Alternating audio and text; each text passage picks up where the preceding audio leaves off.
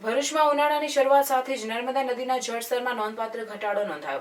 ખાસ કરીને નદી પરના બ્રિજના બંને છેડે પાણીમાં બેટ સમાન જમીન નજરે પડતા ચિંતાજનક પરિસ્થિતિનું નિર્માણ થવાના એંધાણ વર્તાઈ રહ્યા છે. ભરૂચમાં બંને કાંઠે વહેતી નર્મદા નદીના જળસ્તરમાં ઘટાડો થયો હોવાના દ્રશ્યો સામે આવ્યા છે.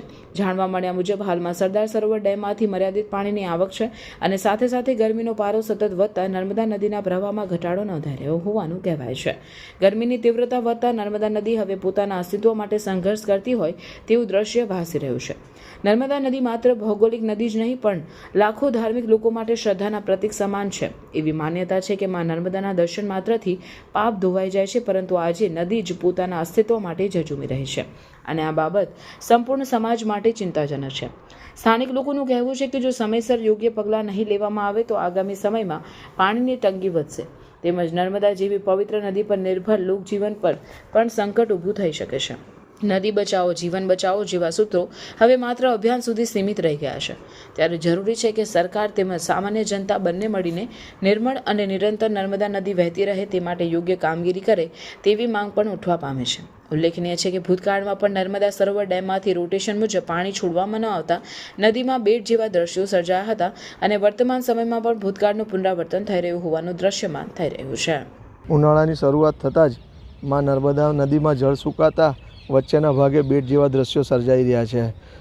જ્યારથી ડેમ બન્યો છે ત્યારથી જે માં નર્મદા બંને કાંઠે વહેતી હતી અને ભરૂચ તરફ હતી, જે માં નર્મદાથી અંકલેશ્વર તરફ જતી રહી છે, જે બંને કાંઠે વહેતી હતી નર્મદા એક જ કાંઠે વહેતી હોય તેવું દેખાઈ રહ્યું છે. પાણીનું જળસ્તર ઘટ્યું છે. તંત્રએ વિચારવું જોઈએ, પાણી છોડવું જોઈએ, જેથી કરીને જે માં નર્મદામાં જે લોકોની આસ્થા છે નર્મદામાં ડૂબકી મારવાની, તે લોકો જે આવીને પાછા વિલા પગે જતા રહે છે તે નહીં થઈ શકે. અને જે આ પાણીમાં બેટ દેખાઈ રહ્યું છે તે ચિંતાનો વિષય છે. થોડા દિવસો પછી ખારપટ પણ દેખાવા લાગે છે.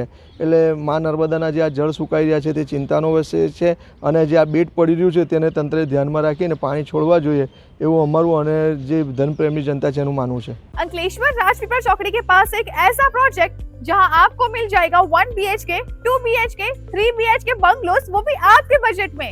ये है श्री हरिद्वार रेसिडेंसी, जहां सभी बंगलोस रेडी हो चुके हैं. यानी बस आइए, देखिए और अपने सपनों का घर खरीदिए. श्री हरिद्वार रेसिडेंसी बनाई गई है प्रॉपर प्लानिंग और अंकलेश्वर के लोगों की लाइफस्टाइल को ध्यान में रखते हुए.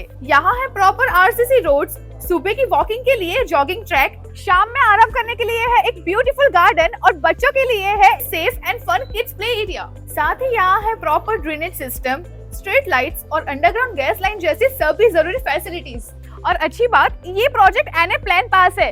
साथ में यहाँ होम लोन फैसिलिटीज भी अवेलेबल है और गवर्नमेंट ने अभी होम लोन भी सस्ते किए हैं. यानी सपनों का घर लेना होगा अब और भी आसान. तो फिर कब तक रहेंगे भाड़े के घर में? प्रोजेक्ट की और जानकारी के लिए अभी कॉल करें या विजिट करें श्री हरिद्वार रेसिडेंसी, राजपीपल चौकड़ी के पास, इंद्रप्रस्थ रेसिडेंसी के पीछे, वागी रोड, मोजे अंदाना, अंकलेश्वर.